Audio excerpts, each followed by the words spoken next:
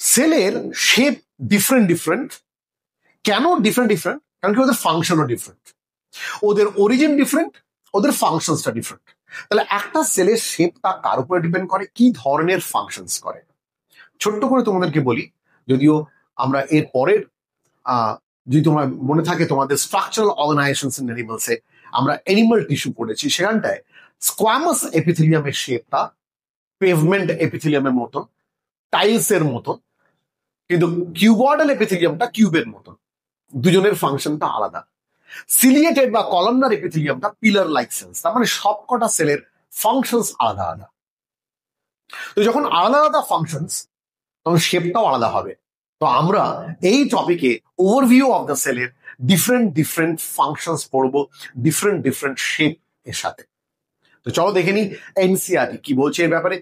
ছোট্ট করে তোমাদেরকে আরো এনসিআরটিতে যাওয়ার আগে আমি বলি, প্ল্যান্ট টিস্যু যখনই পড়ি, যখনই লিভস পড়ি, লিভস এর মধ্যে তুমি দেখেছো মরফোলজি অফ দ্য ফ্লাওয়ারিং প্ল্যান্টের transverse section of dicot leaf. ওপরের যে এপিডার্মিস সেটা কি ছিল? অ্যাডাক্সিয়াল এপিডার্মিস। নিচের এপিডার্মিস কে বলা হচ্ছিল অ্যাবাক্সিয়াল এপিডার্মিস।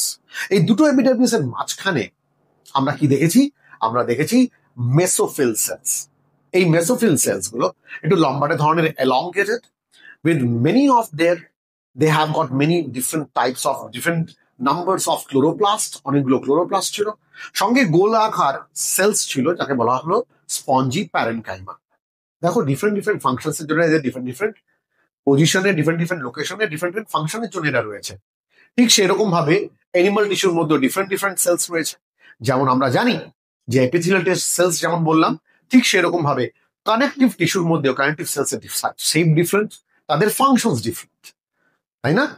মাসল সেলের size different, smooth cells tapering ends থাকে, স্কেডাল মাসলসে সিলিন্ড্রিক্যাল সেলস থাকে, কার্ডিয়াক মাসলসে সিলিন্ড্রিক্যাল বা তাদের মধ্যে ইন্টারক্যালেটেড ডিস্কস থাকে। তো এই যে ডিফারেন্ট টাইপ অফ সেলস এর ডিফারেন্ট টাইপ অফ ফাংশনস, এই টপিকটাই আমরা যে পড়বো, that is called overview of the sell.